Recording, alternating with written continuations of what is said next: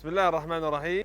ما نزال مستمرين في إيصال المساعدات الإنسانية لسكان قطاع غزة في ظل هذه الحرب الإسرائيلية المستمرة منذ قرابة السبعة أشهر، حيث نقوم اليوم السادس من شهر مايو للعام 2024 في مؤسسة أموت كيرفاني بتوزيع أكياس الدقيق التي تم شحنها من جمهورية مصر العربية وإيصالها لقطاع غزة من خلال معبر رفح البري، حيث وصلت بالأمس، ونقوم اليوم بتوزيعها على الأسر النازحة في مخيمات الإيواء. نسأل الله أن يتقبل منكم هذا العمل وأن يبارك في جهودكم. بارك الله فيكم، ونتمنى السلامة لغزة وأهلها.